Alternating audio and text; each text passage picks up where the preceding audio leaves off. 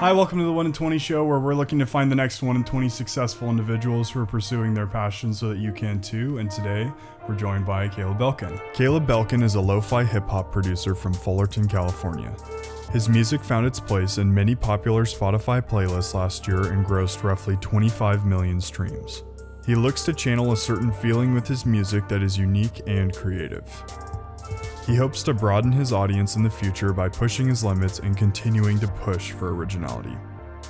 Welcome to the show. Thank you, man. How you doing? Good. It's been a long time coming to do this. Basically since last summer. Yep. But we finally made it out. We made it happen. And it's really cool that you drove all the way up here, like 90 miles. Pretty it's neat. Summer, man. It's summer, done with school. Summer chilling. I got a lot of time. Yeah, that's great. Well, I'm excited to have you on today. It's really cool. We're going to get into the music industry today because we haven't really touched that at all on this show, which is kind of neat.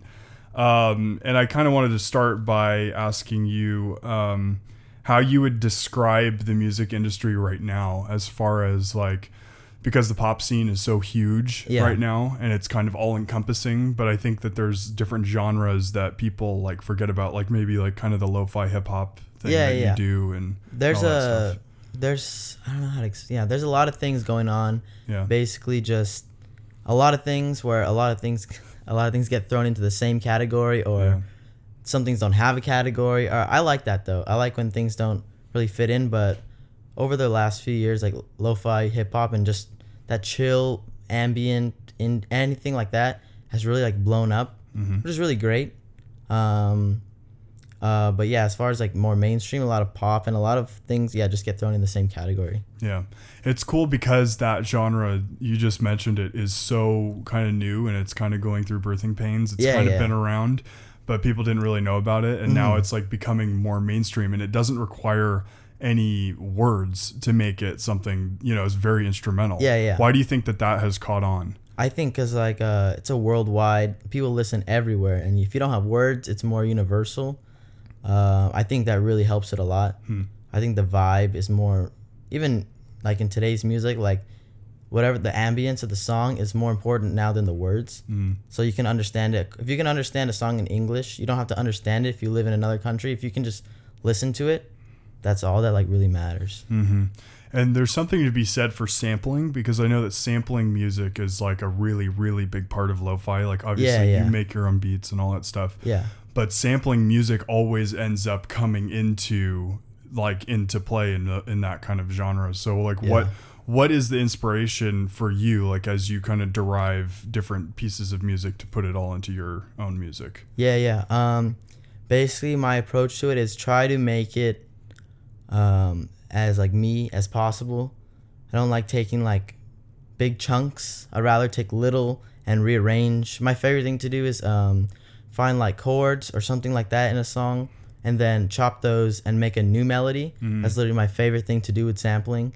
Just make something new out of something that maybe somebody else wouldn't hear. Like when you listen, if you can't tell, then if you can't tell by listening to like them side by side, then your job is done. Like you did it justice. And that's my favorite part. And it's kind of stolen from like the hip hop genre in that like, for me, it's the coolest thing whenever you listen to like any modern rap now and you hear samplings from like Wu-Tang from like the 90s. You hear all that stuff. It's like nostalgic for people. Do you think that's kind of why it works? Especially if you recognize like the, like if you know the original song and you like that song, it's like a new take on it. So I think, if you already like it, and that really helps you like get back into the sampled song or something like that. How do you derive inspiration to make music in general? Like, is it something that you see? Is it something you hear? Like, what gets you to the keyboard or whatever to make beats? Okay, the biggest inspiration comes from like listening to other people's beats. Because like once I hear that and I hear like a good beat, then I'm like, man, like I want to make something like that. The hardest part was when it was like during school, and I would like listen to it for like finals and stuff, and I would like listen to it a lot. So I hear all these beats, but it's final, so I can't like just go and make something. But like when I'm feeling uninspired, I just listen to like a lot of beats, and like it makes me like want to make something. When I hear something really good, I want to make something just like that, or like that level, and that like pushes me and inspires me to like get back on it or like get back to like working and stuff. Yeah, yeah, that makes sense. And it's very interesting to me that this genre of music specifically, similar to hip hop just as its own, is very repetitive, right? It's like built off of like looping different pieces and very rhythmic. When it comes to like deciding what your like 4 to 8 bars are going to be, or maybe 16 that are going to be looped, how do you know if you have like a winning formula? That's tough. Like there's a really fine line between that. Like, you know, like in hip hop, you can, if you listen to the instrumentals of like hip hop beats, it's really just a loop because there's words on top of it. Like nobody's paying attention to like, oh, the beat's too simple, like, or most of the time. Yeah. So but when you're making just the instrumental, it's like a fine line between looping is catchy and looping is repetitive.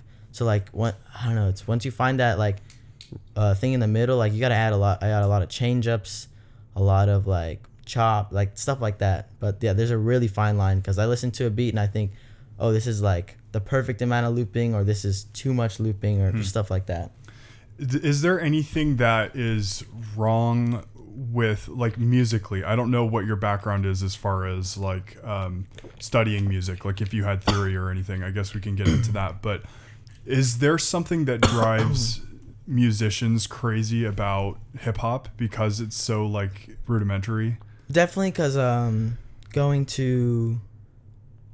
I took one music class in college. It was a jazz class, but it was like I was in like the music building, and I had a teacher who was a jazz professor or something like that, and you can just tell, like, I understand though when somebody, like, especially if you go to school for music and you study like an instrument really hard, and then hip hop is based on like just drums, or like a more rhythmic than like acoustic, like something like that. Yeah, definitely. I've seen like musicians just not irritated, but like I don't know how to explain it, but there's definitely that like stigma that hip hop it's a different branch of music than like very like classical or just like more skilled musicians. Why do you think it's so popular today? Hip hop? Yeah. I don't know. It's probably, I think the catchiness, and also just a lot of social media too. Like when it's also your artists, like when you personally like an artist and you like what they're about, then you're like more inclined to listen to them more. So I think when like you can follow somebody's every move on social media and like know what they're about, you go like, it's easier to find artists and stuff like that. Yeah. And a lot of, I don't know, just a lot of people in all genres have like big social medias, but I've noticed it's like trendy almost. Yeah, but like hip hop is very trendy right now, and like to keep, like, you can keep up with them and stuff like that. Yeah. Well, with lo-fi specifically, it's, for me, it's a genre that I've always thought is really cool, but like nobody ever, in a big way, I don't think it ever like actually blows up to like a macro, A-list level. It's other music. Not it's a small tier of like, compared to the pop and hip hop and rap and definitely. Not in comparison maybe with just the hits, but like we talked about this before we even started today, just the fact that a lot of mainstream media, whether it be music or video or film, whatever, is not always the correct reflection of the people who are actually going after it the hardest, who just aren't seen yet, which might be kind of what lo-fi is kind of like a little bit. Yeah, it's not the, it's like we talked about, it's a mix of everything. It's a mix of timing, your skill, the music that you make, luck, everything goes on into like that type of stuff. And people get frustrated when like their music hasn't gotten a lot of views, but like it's a mix of everything, man. Like there's no one formula to like be successful or have a song blow up, or there's nothing. For you as an artist, when you think about music, in a way you're saying things that words can't, right? With what you create. But how do you get your voice out there? Like, in a way, I guess we're kind of doing it right now, because you're kind of getting your opinions out there. In a similar way, the last episode I did was with a model who really, you only see the face, you never hear the voice. What kind of message do you try to put into your music? Like if somebody was to interpret who you were through what you make? That's a good question, but I do know what you mean about, like not you never hear what I, yeah. Especially the only thing with instrumentals too, it's very open to interpretation. Yeah. So that's kind of what drives like the popularity of it too. Is that there's no a lot of times if you don't like a song, maybe it's because of the words that they said or it's because of the, you know what I mean, like their message. But it's really open to interpretation. The message that I try to like convey, I don't know. It's also just like really open to interpretation. I don't really have one specific message, but just like the fact I like the fact that it's up to whoever's listening to decide what they want it to be about. It's incredibly positive too. I think True, there's something that's very about true. because you know, like on YouTube, they have the station that plays 24/7, whatever. In a way, it's like that's study music for people. That's like a deterrent from life for a little bit. It's like sounds like very coastal or very urban, or you know, it has those vibes that people can connect to. Yeah, I wonder if it's really more feelings based. it definitely is. It's definitely like plays on emotions and that's music in general, but this music specifically, yeah, definitely. Yeah, that's really interesting. And something that actually might tag team off of this discussion is your love for travel that you've mentioned to me that it's kind of growing. I know you were just in Japan and then also in Korea. I feel like a lot of that kind of music is, like you said, transformative across the world. Right, exactly. It does. You don't have to understand a language to listen to it. Exactly. It's interesting. That whole thing is really interesting. Well, let's see. On the topic of your music itself, congrats on 25 million streams last year. That's pretty amazing. You. I appreciate it. People don't really realize the kind of like effort and work that goes into doing something like that. Right. And we were talking about being on top of the trends earlier, how you have to, if you've made it through Spotify, like they're really creative friendly. Like you told me, they get you on a playlist and then you stay on the playlist for however long. I mean, you can probably speak to it better, but how do you keep yourself current when you have to be thinking about like getting your music out and getting listens? That's the toughest part is like, if you get on a playlist, like, we talked about this. If you get on a playlist, it helps you make that jump. But over time, if you don't keep the fan base, it'll just go down and down and down. And then that's how there's this, people get reliant on playlists, feels the only way to like succeed is like getting on the next playlist and getting on the next play. They definitely help.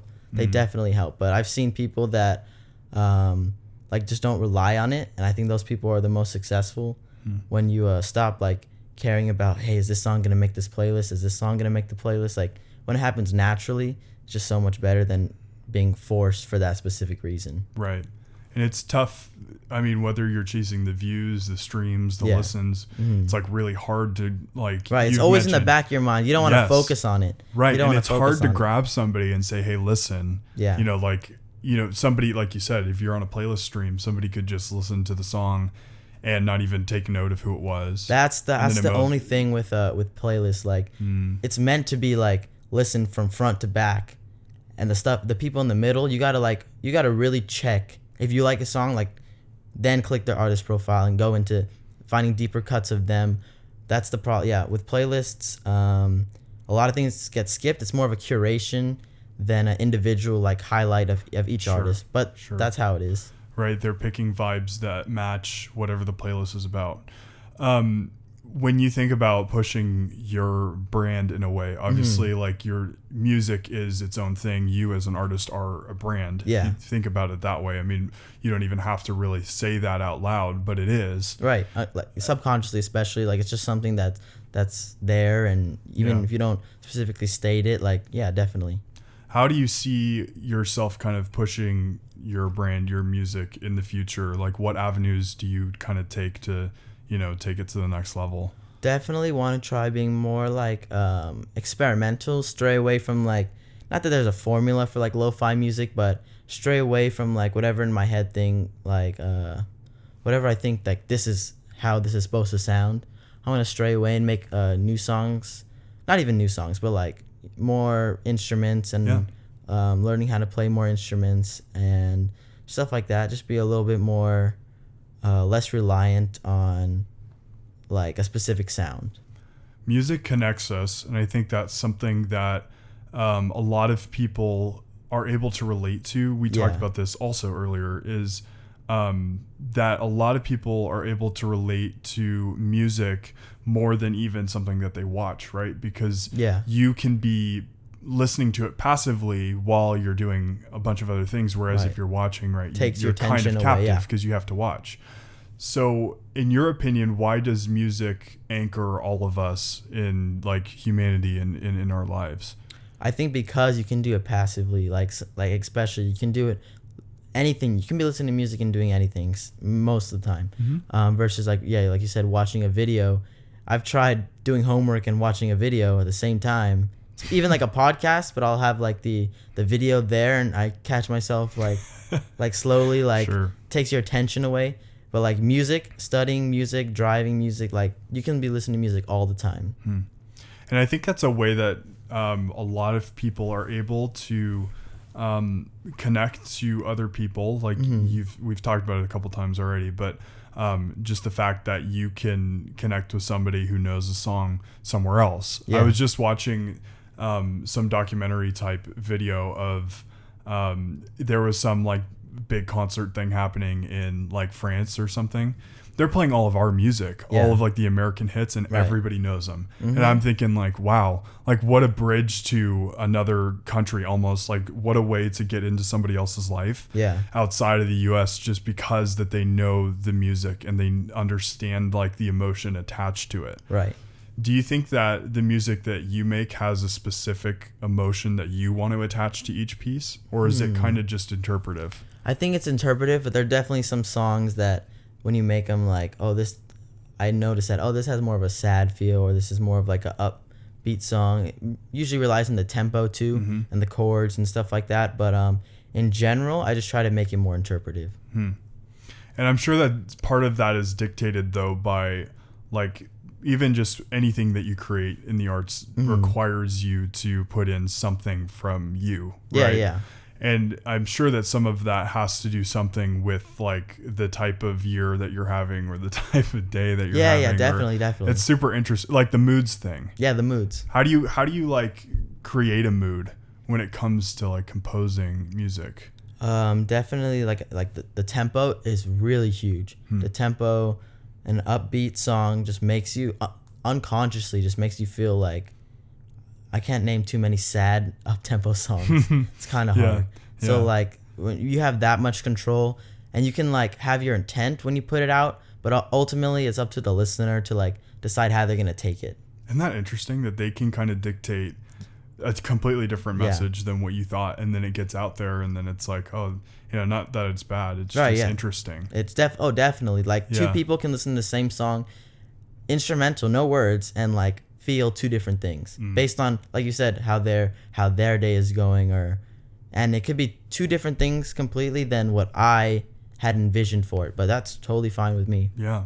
I mean, it's getting out there and it's being listened to, and that's the main part. Just like isn't that awesome? If you feel something from it, then the job is done. Like, it's pretty amazing.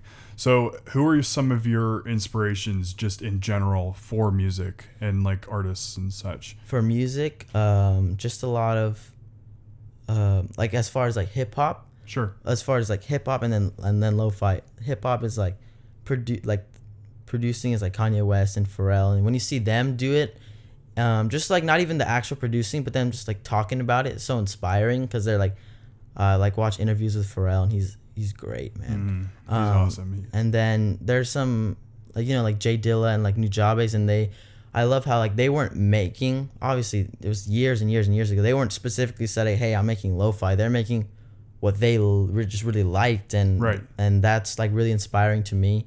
And then just when I see people doing like that, like they're not making this for a specific reason, like to try to like, you know what I mean, pan to a specific crowd or ride a wave, and then like it's more genuine. That's really like inspiring to me. And it's sounding to me too like you are inspired by that kind of fusion where it's not, you are kind of belonging to a genre, but at the same time you're trying to revolutionize it. Yeah. How do you do that? Like how do you freshen something up? Is it just your own take on something?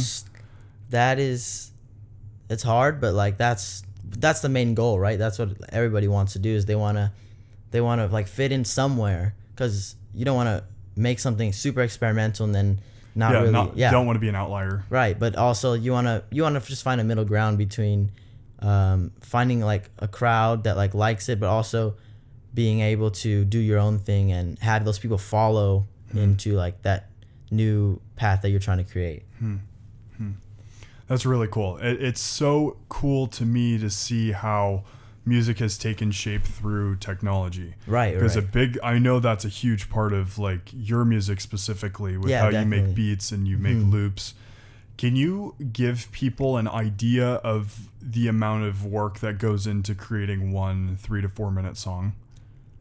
Okay, it's a good question. Big question. Yeah, big question. So Sure. it varies so much. Well, a lot of the times is I make the loop, then I just sit on it because I feel like it's not done, right? Like you can make the loop in it one day, but like then it's but then I feel like anybody can make this loop, or like producer wise, like Sure. anybody can make the loop. Right. So then I sit on it and then I think, how am I gonna make this like different than like somebody else who hears that same sample and says, oh, I'm gonna sample this part, and then like, you know what I mean? So it can take, I've sat on songs for a year and because I don't feel like it's like right, and then that happens. I'm trying to release a project soon, and some of the songs I started last summer.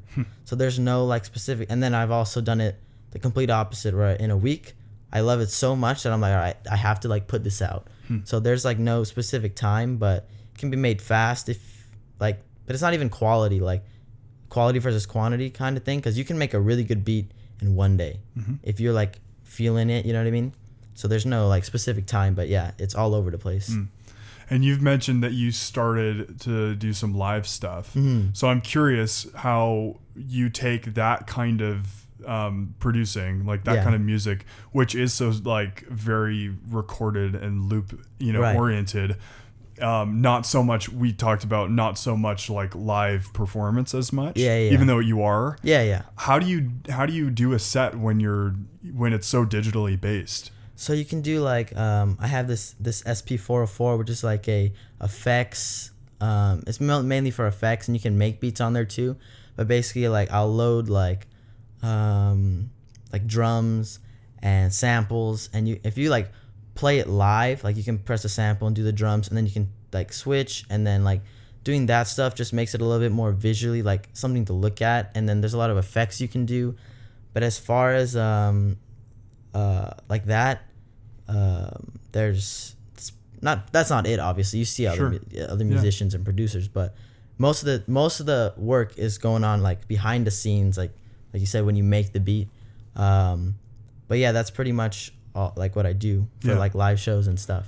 How do you feel that DJs and like guys who came in like so thriving off of all of the tech that like got them there? Like I think all the time I think of like Avicii, who passed sadly, but Avicii and like Skrillex and the guys who came in and they were all digital, and nobody had ever really seen that before. Like obviously there was like synth. It changed everything. I think in a way that because they were popular in like 2013, 2014, that paved the way for what so like lo-fi, not just lo-fi artists, but producers can like have their own small shows, and it's more acceptable because I feel like before you just go in with your little like beat pad on a stage and people are not gonna like know how to react.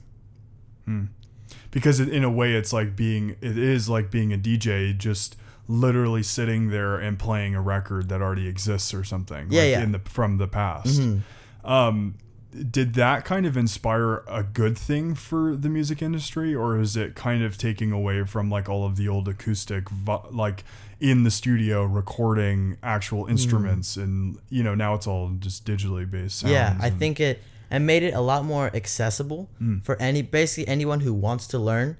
Can like learn if you put in the time and stuff, which is crazy because like before it has to be, you needed studio time, and you needed like, you know what I mean, you needed all these instruments, and if you can't afford them, especially, obviously like software costs money, but compared, not as much. Compared to the studio time or buying each individual instrument, I think it's a good thing in general for expressing creativity, so that you're not limited. Obviously it does cost some money, but just in general, I think it's really good that anybody who really wants to, like, if you're really passionate about it, there's not as many obstacles to start.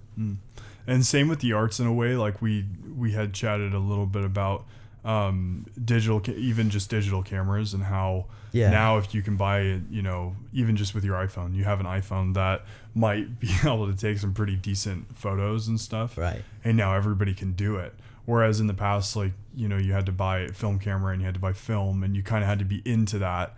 You know, everybody still kind of had one, but you had to be into that to be able to actually pursue it. But tech is like changing the entire frontier of all of the world. You see photographers, not like professional, but like photographers that literally just shoot on iPhone or just shoot on a, you don't even need like a DSLR, like to create like obviously the quality is not going to be the same, but like as far as composition and colors and all that stuff, you don't need, all you need is like a phone. The phone nowadays, the cameras are like the same as like not a professional camera, but like an expensive camera 10 years ago. Yeah. Which is crazy. And there's more tech, I guess, embedded on an iPhone now than originally sent the guys to the moon. Right, yeah, like I read something like that incredible. Too.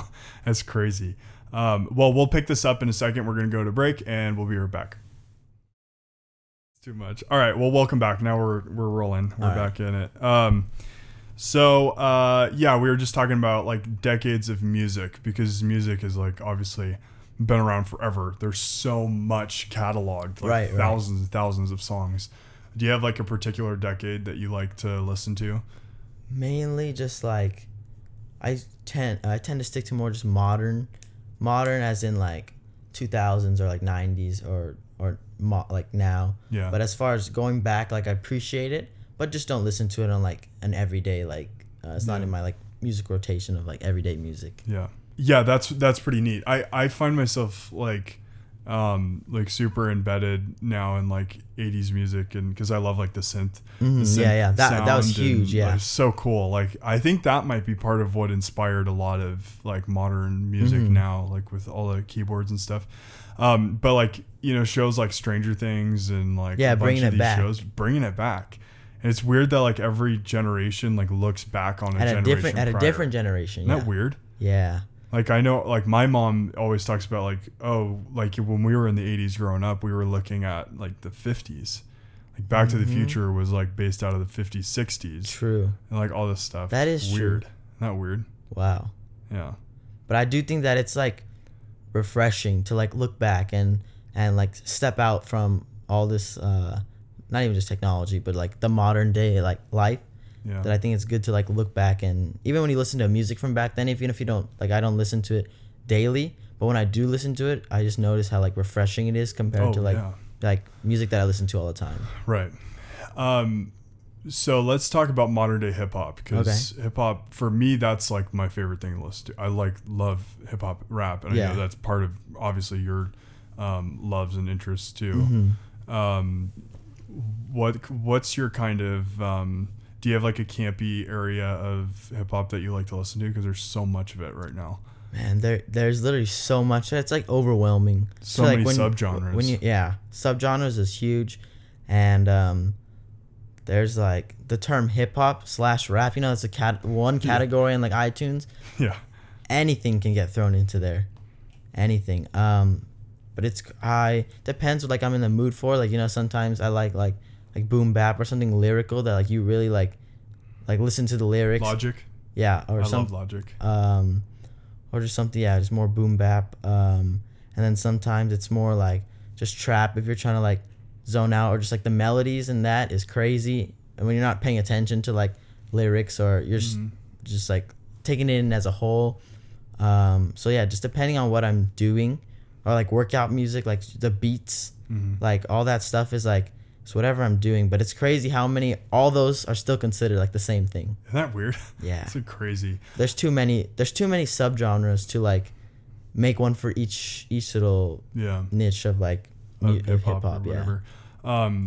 Let's talk about Drake, because I don't know what your opinion is on him, but I think that album Scorpion is like pretty phenomenal. I was listening to it again recently, and it like top to bottom, it's like it encompasses all of the subgenres of hip hop. Yeah, it has like the R&B feel, but then it also has like the upbeat stuff and like the heavy bass stuff. And like, yeah, it was crazy. definitely, that was like the double-sided album where he like did R&B on one. Yeah. And even like when you pull it up on your phone, like it goes 1 through 12, and it doesn't go 12 to 24. It goes like 1 through 12 again. That like just shows how like separate he wanted it to be. Yeah. But I think that's like a very cool concept because he can definitely make both. Yeah. So tell me about Kanye. Why do you like Kanye and what he does? Why is he an inspiration for you? I just think that just like when he started out, like he had to like do it himself, like the producing, and I think just growing up producing like around a similar age when you're like before you're 20 or like in your 20s, it's just like this. Obviously I'm not going through the same type of like struggle, but like sure, yeah, but like having to like work his way up is like very inspiring versus someone who's like handed the keys when you're like, and you can just produce for all these artists. So yeah, having to work it up is very inspiring. Totally. And when somebody does everything, it's like so much. I mean, you do that. I mean, I kind of do that with this show and stuff, but there's like good things and bad things to doing that. But for him, I don't know how he was able to produce what he produced by himself and then rap on top of all of that. Yeah. It's amazing. Yeah. The rapping, I love when like producers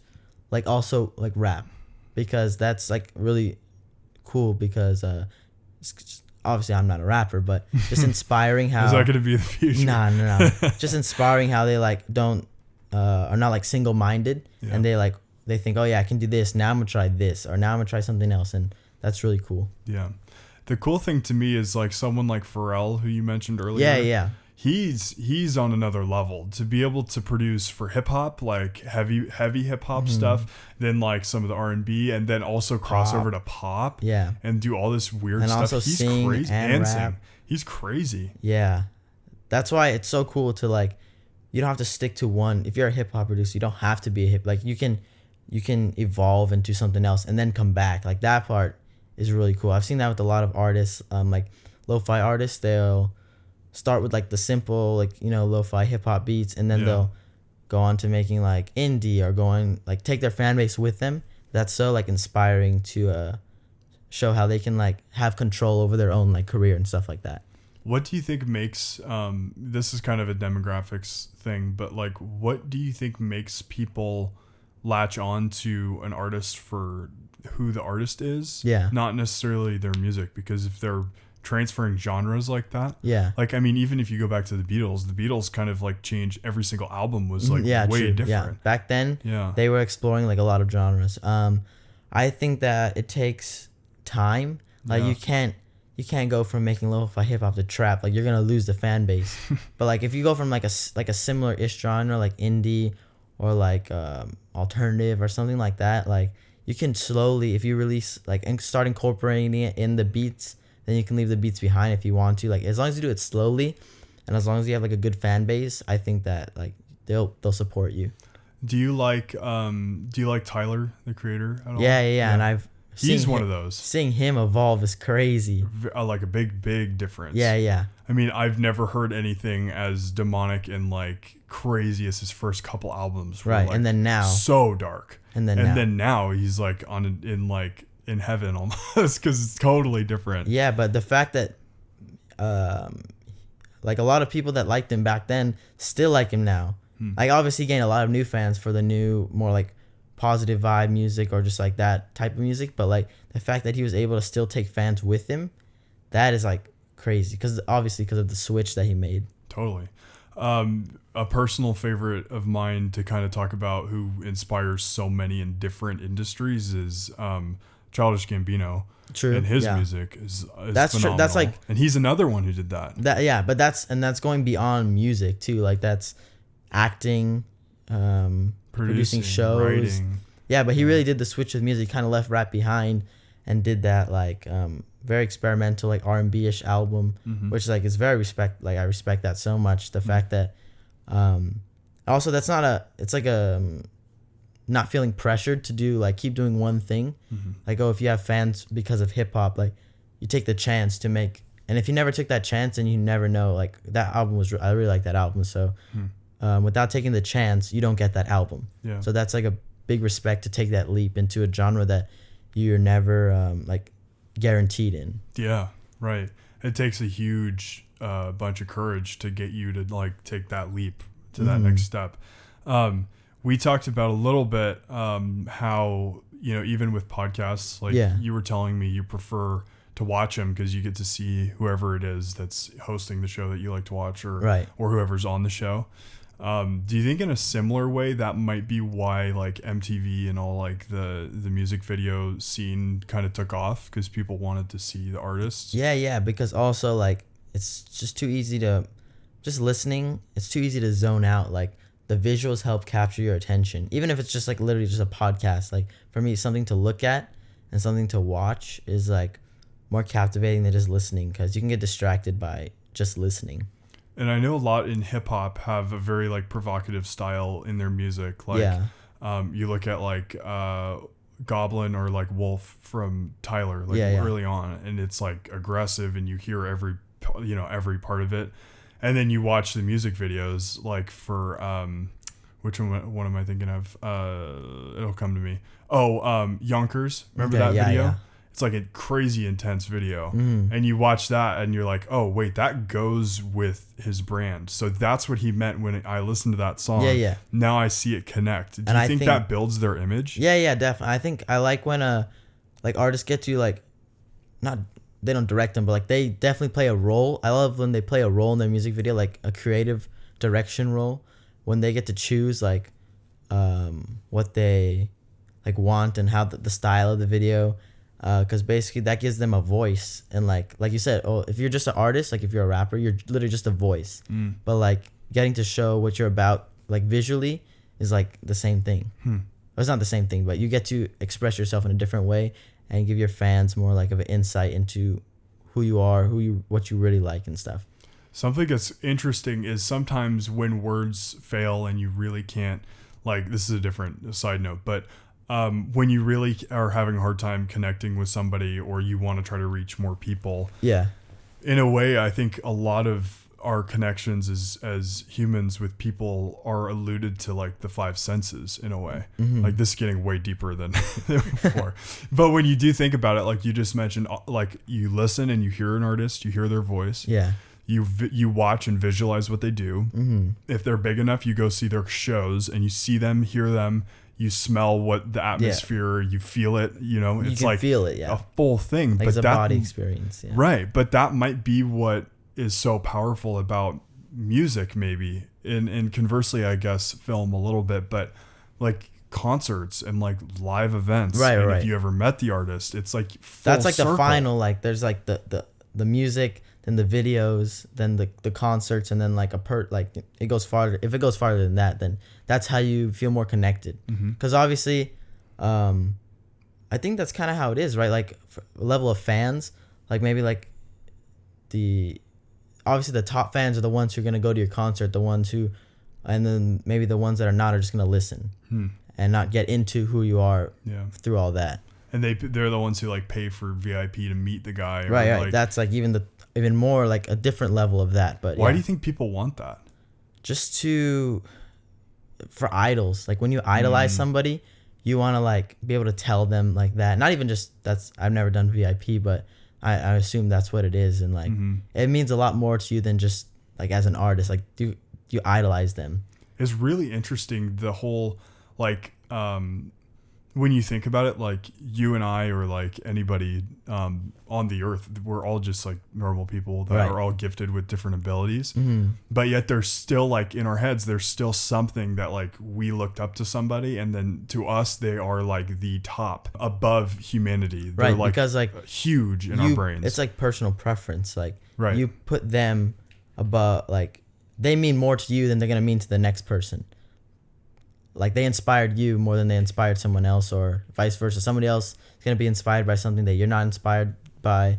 So that person they're inspired by is going to mean a lot to them that it might not mean to the next person. That's maybe why like people do VIP and stuff like that, because you never know who like people are inspired by and stuff. Yeah. The craziest thing to me is like, if you think about it on the next level, is the amount of people who want to get into the industry, right? Any industry in the arts, but the shows like The Voice and Right. Idol and all those shows are like so built on like thousands and tens of thousands of people, hundreds of thousands of people going to audition to win this stupid show that is like awesome. It could, totally Change your platform your career. Yeah. But there's such a desire for us to be like, to want to be different. But you've talked about like practically what it takes to me. Yeah, I'm a pretty practical person, like Right. with everything, like, yeah. The stardom doesn't really, that's not 100% what we're chasing, like what you're chasing necessarily, in the sense that like your idea is to improve yourself and capitalize on your goals every day to reach that. Versus going from somebody who's waiting in line to the number one single. Like I think that's why The Voice is so appealing, and that's why those type of shows, American Idol and stuff. It's instant success. Yeah, it's instant success, and it's inspiring to like everybody. So anybody who watches it wants to think like, oh, that could be me. So that's why they watch it, because they feel like I could go from normal person to like the top. Yeah. Isn't that interesting? But maybe It's like a marketing tactic. But don't you appreciate more like the people who grinded their way all the way there, Yeah. right? That's why there's only one winner. They don't do 100 like winners. Yeah. Right. But it's so cool to watch people like Kanye, like Pharrell, who have been in the industry for 20 years, who have worked their butts off in 10. When you can track the progression, it means like a lot more. Yeah. That's why I like, even if songs aren't good, like I like to keep them on like your profile at the very, very bottom, or just anything, because like I know when I listen to somebody new or meet somebody new with like on Instagram or something, I like to see like progression, versus like if their first song was like last year, then I don't know anything about them, like, you know what I mean? Yeah, when something's deep, or like when you discover an artist that you never knew and then you suddenly see that they have a whole catalog of music that tells you about them. And it's a story. Yeah, it's definitely a story going from like starting and then to where you are now. Yeah, that's really, I think, the point that I was trying to kind of hit home on, is that what you're doing and the music that you're making is bigger than just what you hear in a 4-minute song. Right. It's a whole lifestyle for you, right? Yeah, I mean, every day is probably, every waking moment you're trying to see what you can do to improve, right? Yeah, and I think that when somebody like sees that, or I think that's more inspiring to like, it's realistic, like the fact that, oh yeah, you have to start, you have to put in work and stuff like that, and there's steps to it, and it's not just a big jump. But like when I see people do that inspires me too. So I think that it's just inspiring to see somebody's progress. Mm-hmm. That's awesome. Well, this has been a great talk. I mean, this is like very full circle and very, very deep. Took on some the next turns level. and then came back, and then, but yeah, that's what it's all about. It's better than, it's just a conversation. Yeah, and that's stuff that needs to be had more. Yeah, now. definitely. People need to do that more. More opinions than just, how'd you start music? What kind of music do you make? Like, what do you want to do next? Like, you know what I mean? Mm-hmm. It connects people better. What do you have kind of on the horizon? Do you have anything that you're looking to do that you want to like talk about, or anything like that to anybody who's watching? Yeah, I'm trying to put together like a tape or an album or whatever you want to call it. Sure. I don't know what the definition is for each, I don't know. but me neither. But Sure. I just want to put a big project out, hopefully in like August. I'm working my way towards that right now, doing a little bit every day. And some, like I said, some of these songs I started last summer, and that's crazy to me that Full like, circle. But like I like the fact that when you hear it all together, sometimes you're not gonna know like if I started the song yesterday or if I started this 2 years ago. It's crazy. But I like when it's like a mix of I like when it take a long time, because I really get to listen and like think about it, versus just like quickly releasing it, and then once it's out there, man, it's out there. You can't take it down and change it. Yeah. Sometimes you can, but like for the most part, like you got to stick with it. So I really like try to be selective with what I release and stuff like that. Yeah. Well, more power to you. You got to keep going and keep doing that stuff. That's awesome that you're still creating, and I'm really happy you got to do this. Kind of neat that we got to finally do it. Thank you for having me. Yep. You can find Caleb on Instagram. Caleb Belkin is your tag, right? Is that right? Yeah. Caleb Belkin on Instagram, and catch all of his music on Spotify. Be sure to go check it there. Are you on Apple as well? Yeah, Apple Music. And all the other streaming services there are, all the little ones too. Yeah. Be sure to go check that out. It's really good stuff. It's really good music to just kind of chill out to. It's a great genre of music as well. But thanks for following us along. This is episode 41, which is awesome. We're getting there. We're just, I think, hitting about a year on the show, and there's a lot to come. And we're really excited for it. So thanks for following us at 1 in 20 Show. Be sure to subscribe and listen or watch, whatever you're doing. And thanks for tuning in, and we'll see you guys soon. Thanks for having me, man.